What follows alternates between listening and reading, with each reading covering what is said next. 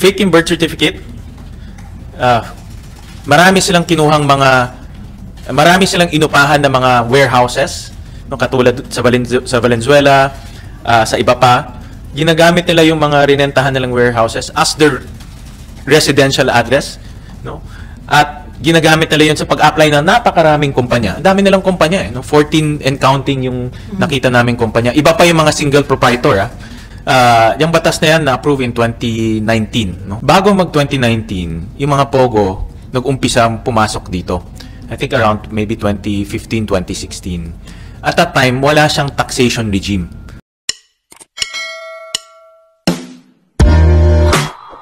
Service, handa daw ho siya na magpa-DNA test? Okay rin yun. Ako, kung yan ang magpapatunay ng kanyang citizenship, okay rin yun. Pero sa mga narinig ko at sa mga impormasyon na aking nakalap, na itong si Wen Yi, ang pinapakilala niya na biological mother niya. No? Marami akong nakausap na mga taga-Valenzuela at taga-labas na rin yung mga naging kanegosyo nila o naging nakahalubilo nila na pinapakilala itong si Wen Yi na nanay niya. No? Yun ang narinig kong information. Kaya ang aking hamon sa kanya at kay Wen Yi, magpa-DNA test sila ng transparent. Transparent, open, may witnesses para malaman natin. No? Pwede rin ako nagkamali. Baka nagkamali yung aking information o yung mga narinig natin. Pero pwede rin tayo na tama. No? At ito rin magiging katunayan kung ano talaga yung kanyang nationality. Kasi wala nang debate yung tatay niya Chinese. So yung nawawala nilang yung nanay niya. Ang kwento niya kasambahay, ang kwento ng iba si Wen Yi. So dito na lang naman maglalaro kung ano yung talagang citizenship niya or nationality in this case. Any question related to this? Okay, Victoria.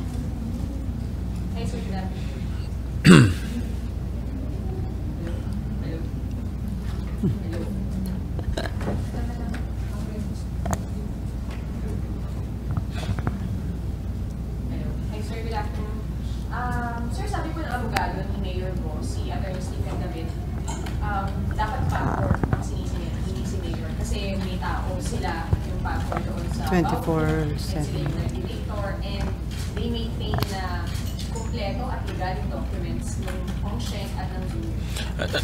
Dalawa sila mayroong accountability. Dalawa dapat sisihin.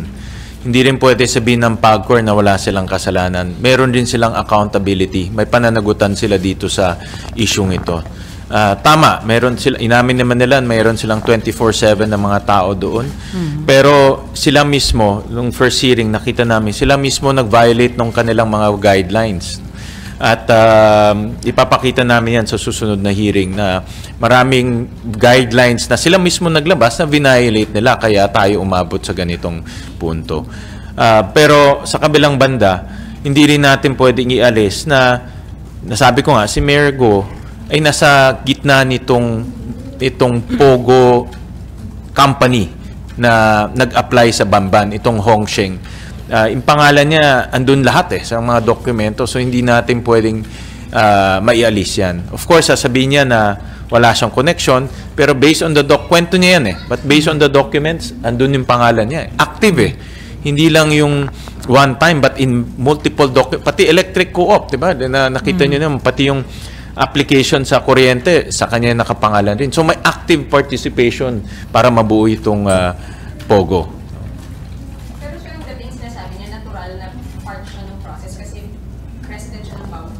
So, di ba siya absuelto? Kasi, nung application period naman, Baofu ano ba siya?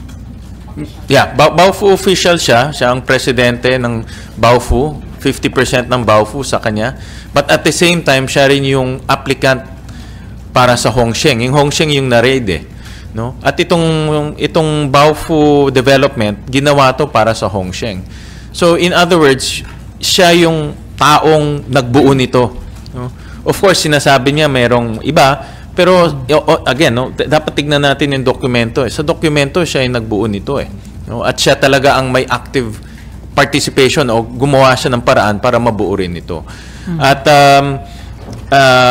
the same time, yung mga partners niya, mayroon siyang 4 na partners, isang Filipino, at pinuntahan namin yung si Miss Carion. Apparently, si Miss Carion is a clerk sa kumpanya nila. No? Nagtatrabaho siya sa mga GWOS and hindi siya high-ranking official, clerk lang siya. Yung 3, may criminal records. No? 2 doon yung nahuli sa Singapore. Yung isa doon, mayroong warrant of arrest sa China na nagtago nung nagkaroon ng raid. So, pag titignan mo yung kabuuan, no, partner mo, mga pugante, ikaw may active participation ka sa pagbubuo nito, hindi mo pwedeng sabihin wala kang alam eh. No? Parang parang imposibleng wala kang alam. Ikaw ang gumalaw para mabuo ito lahat eh. No? Sir, last, saan po, nasa na sila Mr. Angelo Tubo and si Wendy? And kung nakalabas na po sila ng bansa, paano ma-apektuhan yung investigation? Based on my information, according to the Bureau of Immigration, umalis sila nung May 20. That's last month. This is after the first hearing. No? Nagkaroon tayo ng first hearing. After a few days, umalis sila. No? And Chinese citizen sila eh. No? Mayroon tayong picture ng passport sila. So wala silang obligation na bumalik dito sa Pilipinas. No? They can stay there forever. No? Habang nangyayari ito dito, pwede silang doon na muna tumira. No? Kaya yan ang magiging problema natin dahil wala na si Wendy. Hindi rin natin hindi na makakapag-DNA para malaman yung kanyang nationality.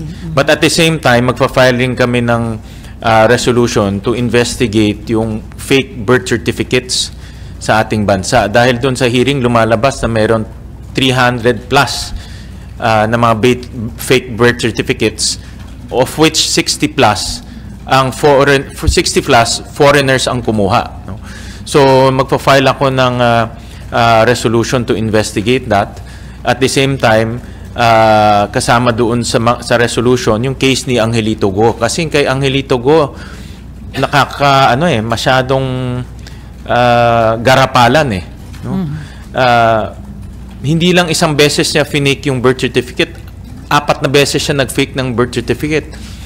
Makikita natin doon, aside from kay Alice Go, meron yung kay Sheila Go, kay Seaman Go, kay Wesley Go, lahat fake ang binigay na information.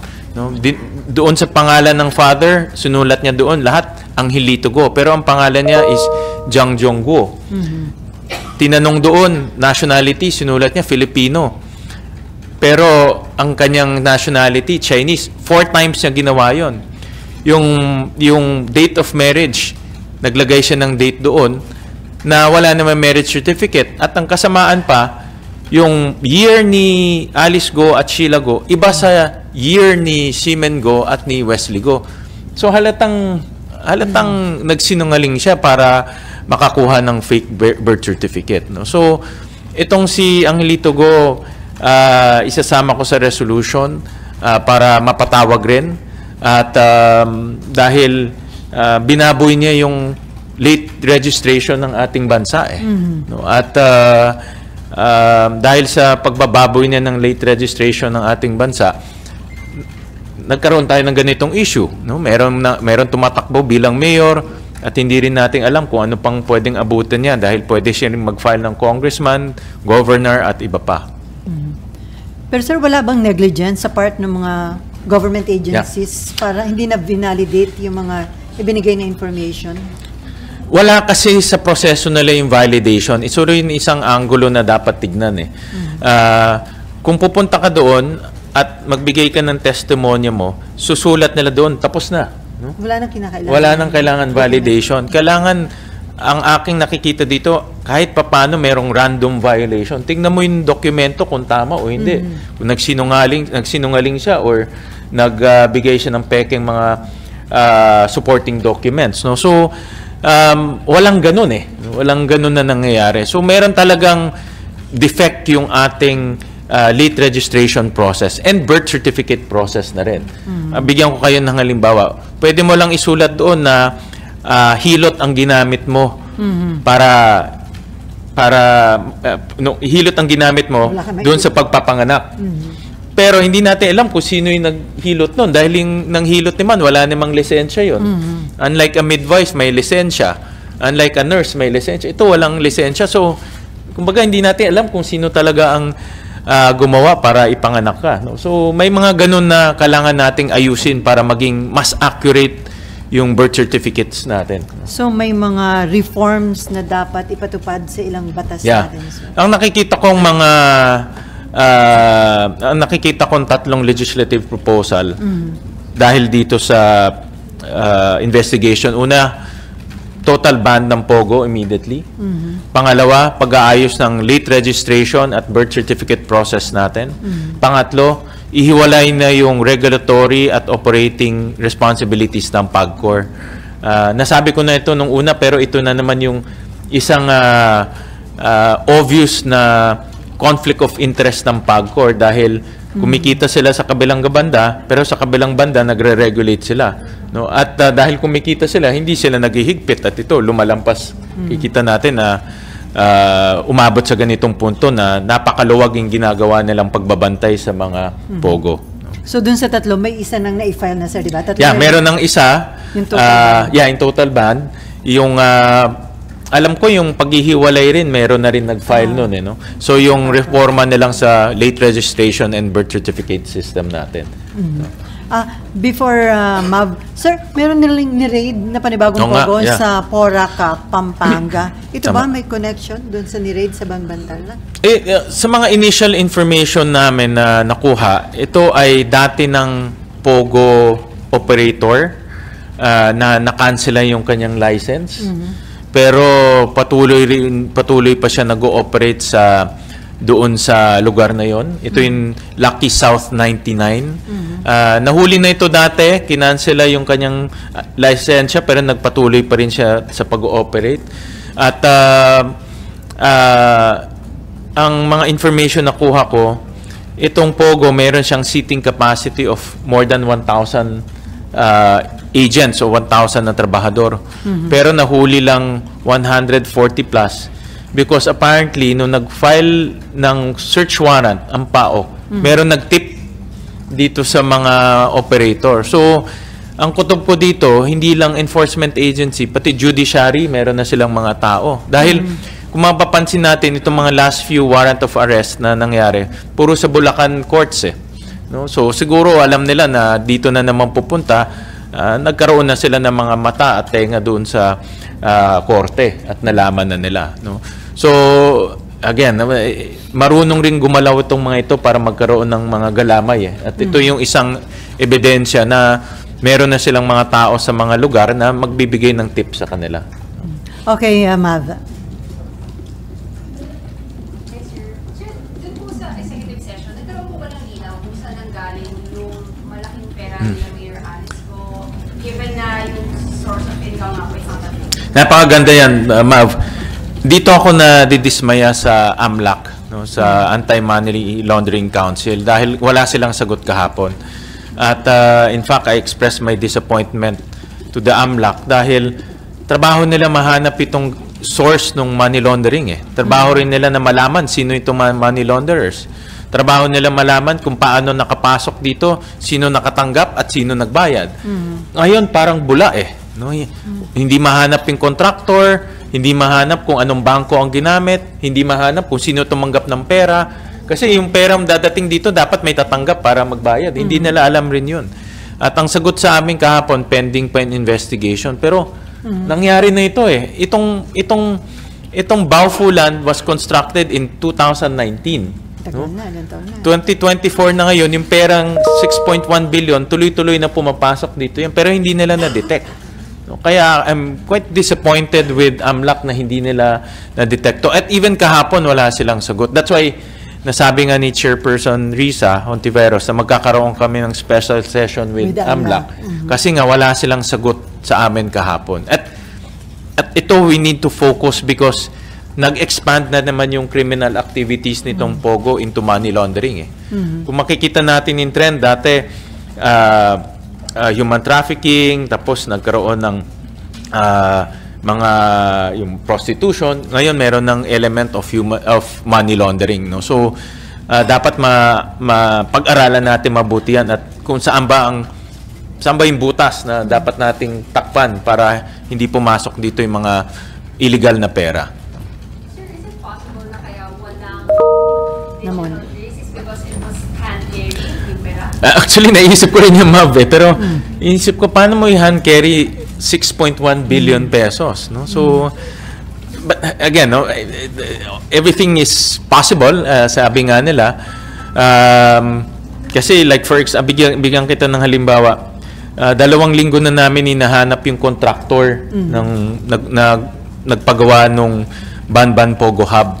Hindi namin mahanap talaga, no? Hindi namin alam kung sino nagdala ng heavy equipment doon, sino nagpatayo ng building, sino nagdala ng crane. Hindi namin mahanap talaga. Kasi gusto ko mahanap siya dahil malalaman mo ngayon kung sino nakatanggap ng pera. Kasi siya yung tatanggap eh. At matitrace natin ngayon kung sino yung mga personalidad na yun. Pero walang mahanap. No, itong sindikato na ito, napakagaling. No, napakagaling nila. Naitago nila sa mga otoridad yung pagdala nitong pera. No? So, kaya kahapon na we were very disappointed, and humingi sila ng isa pang session para mapakita nila sa amin yung kanilang investigation. Last na lang, sir. Sir, yung pong contractor, was it a dummy company or hindi lang mahal yung address nila? For now, it's a dummy company. No? Dummy in a sense na wala siyang opisina. Pumunta kami doon. Wala siyang pickup license. Bago ka maging contractor, dapat may tinatawag yung pickup, no? Yung lisensya. Wala siyang ganun. So, in that sense, dummy company siya. Pero, meron kaming leads dahil nung sa RID, may nakuhang mga IDs, yung PAOK, no? At yung pangalan ng construction company, Howley Builders and Construction Company. No? Yun yung nakitang ID. Nung pumunta kami sa Binondo, dahil doon yung registered address, walang ganun na opisina. No? So, can we say, sabi mo nga disappointed ka sa Anti-Money Laundering Council, can we say they failed to perform their mandate? They totally failed to perform their mandate, in my opinion. Dapat 2019 pa lang, nung nangyayari na ito, nadidetect na nila eh. No? At ngayon 2024, dapat meron na silang report. No? Meron silang, again, no, it's executive session, so I couldn't divulge so much. Pero meron silang mga personalities sinabi kung saan posibleng nagdala yung pera. No? Pero antayin nilang namin yung formal report nila sa Senado. No? So, ibig sabihin, mahina sila sa monitoring. Mahina, napakahina. And to think na ilang beses na natin inamendahan yung batas ng, I'm sure nasundan yung money laundering. Tayo sa gray area. Kasi gusto natin umalis sa gray list eh. Gray no? list. But medyo dismayado ako sa kanilang report kahapon. No? Hindi maganda. Oy, ma'am. Sir, sorry, pahabol lang po. Sir, yung BIR, nandun din po sila sa executive session kahapon. Yes, kahapon. Meron din po silang registered address dun sa BIR, yung mga go, particularly si Juan Lilin, na nasa Quezon City. Pero Sa Balintawak. po namin yung address, tapos fake din po siya. Sa Balintawak? Yan ba yung Balintawak address? Yeah, I saw your report on that. Eh. Kaya nga, meron akong trend na nakita with them eh. Fake birth certificate, marami silang inupahan na mga warehouses, no, katulad sa Valenzuela, sa iba pa. Ginagamit nila yung mga rinentahan nilang warehouses as their residential address, no? At ginagamit nila yun sa pag-apply ng napakaraming kumpanya. Ang dami nilang kumpanya eh, no? 14 and counting yung nakita naming kumpanya. Iba pa yung mga single proprietor, Nakita namin yung single proprietor, ilan ba? Application nila sa single proprietor, mga 7 yun eh. No? So, ang dami nilang ini-establish na kumpanya gamit iba-ibang addresses, no? Parang ayaw mo mahanap eh. Yung nasisense ko, ayaw mo mahanap ka eh. Di ba? Parang, siyempre pag ordinary na tao, isa lang naman yung address, yun ang bibigay mo. Di ba?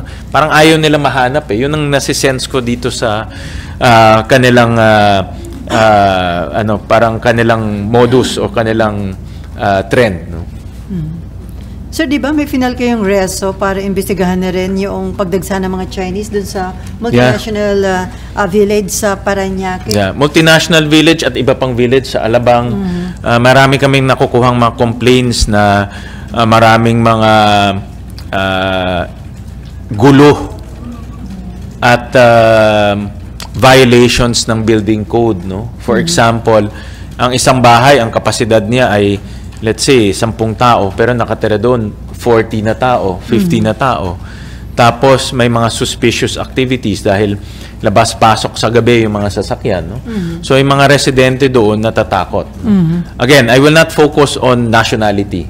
Hindi ko sinasabi kung anong lahi siya. Kahit anong lahi, hindi natin papakilaman yan. Ang tinitignan ko yung potential illegal and irregular activities ng mga nakatira doon at yung fear ng mga nakatira doon, kasi may mga reports kami na yung mga security guards sinisindak, yung mga security guards nagkakaroon ng away at pati homeowners inaaway, no? So malalakas yung loob. Meron ring mga reports na iba doon may hagad, diba? Naging issue na kasi ngayon yung mga ibang pulis nagmo-moonlighting dito sa mga pogo, no? So titignan namin lahat 'yon. Titignan namin. Sir, mag-schedule ba ng hearing ngayong nakaraan? Nasa committee on anong committee 'yon? Public JB? order. Parang public order yata eh. So we have to ask the committee on public order. Sir, dapat ba isama na rin yun yung sinabi ni retired Brigadier General Jerry Zamudio na meron siya nakuha mga info sa dating Deputy Director General ng National Security Council tungkol naman ito sa presence ng napakarami daw Chinese national doon sa dating Island Cove Resort sa Cavite? Oo. Nakita ko rin yan sa mga social media feed, no? Alam natin may Pogo Hub dyan, no? I think lahat tayo alam natin yan. Pag lumilipad ka ng eroplano, makikita mo naman dyan sa may Sangli area, Island Cove area na ang daming Pogo facilities dyan. No? Now, as to merong illegal o wala, ayan ang hindi ko pa alam. No? Wala pa akong nakukuhang report sa ibang mga enforcement agencies natin. Pero dapat bang pwede na isama na yun dun sa inyong resolution or limited lang yun dun sa mga, sa akin, mga villages? dahil wala pa akong nakukuhang reports tungkol dyan, so hindi ko muna sinama yan sa mga resolutions natin. Bigyan ko ng context. Yung batas na yan na-approve in 2019, no? More or less. If my memory serves me right, no? About 2019. Bago mag-2019, yung mga Pogo nag-umpisa pumasok dito. I think around maybe 2015, 2016. At that time, wala siyang taxation regime. So wala tayong ini-impose na buwis sa kanya. Kung meron man, napakababa. No? At malabo rin kung sino ang regulator niya. At malabo rin kung ano yung definition ng Pogo. Dahil nung binuo yung PAGCOR, wala pang internet at that time. So hindi alam kung sino magre-regulate sa Pogo. So kaya during that time, lumapit sa Kongreso para i-define unang-una kung anong Pogo. Pangalawa, i-assign yung regulator ng Pogo. At pinakamahalaga, yung taxation ng Pogo. So, kaya siya nagkaroon ng, in a sense, legitimacy. No? Dahil na-define siya through a taxation law. Ngayon, kaya yung final ko is to repeal that taxation law. Kasi kung ano yung nag-legitimize sa kanya, i-repeal natin para maging illegitimate siya. That's number one. Number two, kahit na may batas, the President can suspend the application and can suspend existing licenses for national security purposes. Kaya importante yung recommendation ng NSC na ito ay isang national security threat because national security trumps everything, including commercial operations. At ito, proven na ang Pogo nakakapinsala at may national security threat, no? According to our intelligence agency. Kaya, by mere executive action, pwede nang cancelahin, una, mag-moratorium muna para walang mag-a-apply. Then, pangalawa, cancelahin yung mga existing licenses because of what's happening right now. No? At dahil na-cancel yung license, pati mga work permits ngayon ng mga nagtatrabaho doon makakancel, babalik sila sa kanilang mga bansa nila. But at the same time, we will also repeal and ban POGOs. There are 2 laws banning POGOs kay Senator Villanueva at kay Senator Alan Cayetano. And then dadagdagan natin yung repeal ng taxation nila para buo yung pagbaban ng POGO.